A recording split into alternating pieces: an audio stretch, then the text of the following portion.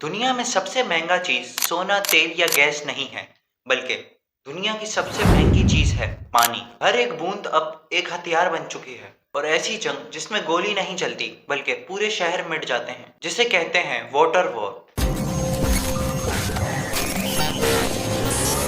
वक्त हम एक ऐसे नुक्ते पे खड़े हैं जहां हर मुल्क अपनी टंकियों, अपनी नहरें और अपनी ग्लेशियर्स पे कंट्रोल चाहता है। ये सिर्फ रिसोर्सेज नहीं, ये सर्वाइवल का सवाल है। यूनाइटेड नेशंस के हिसाब से 2030 तक दुनिया के आधे लोग साफ पानी पीने से महरूम रह जाएंगे। आज से 50 साल पहले पानी एक जिंदगी था, लेकिन आज ये कोमोडिटी बन गया है। बेचा जा रहा है और रोका जा रहा है, और कभी कभी तो वेपन के तौर पे इस्तेमाल हो रहा है। मिडिल ईस्ट में नाइल और जॉर्डन रिवर्स, अफ्रीका में लेक चड और एशिया में इंडस और मैकोंग, सब एक टिकिंग टाइम बम है।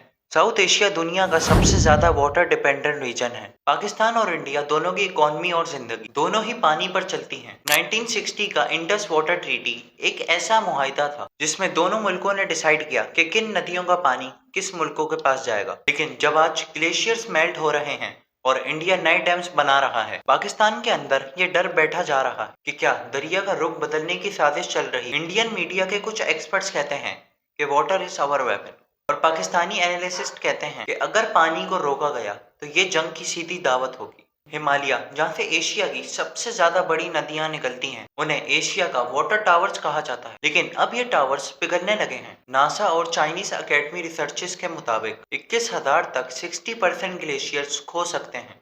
इसका मतलब बिलियंस ऑफ पीपल्स के लिए ड्राउट्स और फूड क्राइसिस हो। लेकिन सवाल ये है कि क्या ये सिर्फ एक क्लाइमेट चेंज का नतीजा है या ह्यूमन इंटरवेंशन, न्यूक्लियर टेस्टिंग और डैम पॉलिटिक्स इस मेल्टडाउन को एक्सीलेट कर रहे हैं।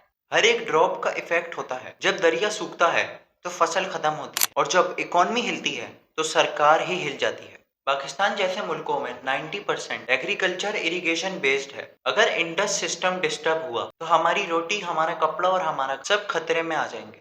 कुछ एनालिसिस्ट कहते हैं कि ये सब कुछ नेचुरल क्राइसिस नहीं है, बल्कि एक ग्लोबल वाटर कंट्रोल इकोनॉमी का हिस्सा है। वर्ल्ड बैंक, IMF और कुछ multi water corporations developing countries के पानी प्रोजेक्ट को फाइनेंस करते हैं, लेकिन बदले में उनसे कंट्रोल ले लेते हैं। पानी के जरिए अब सिर्फ जिंदगी नहीं, बल्कि पूरी पॉलिसी को कंट्रोल किया जा रहा है। सोचिए, जब पानी प्राइवेट हो गया तो इंसान क्या बचे। इथोपिया और इजिप्ट नाइल पर जंग के करीब पहुंच चुके हैं। चाइना मेकोंग रिवर के फ्लो को मैनिपुलेट कर रहा है, और सेंट्रल एशिया के मुल्क वाटर ट्रीटी को तोड़ रहे हैं। ये सब साइन है कि पानी अब एक नया ऑयल बन चुका है। हर जंग एक बूंद से शुरू होती है और एक बूंद से खत्म भी हो सकती है। अभी भी वक्त है। टेक्नोलॉजी, अवेयरनेस और कोऑपरेशन के जरिए हम इस क्राइसिस को रोक सकते हैं।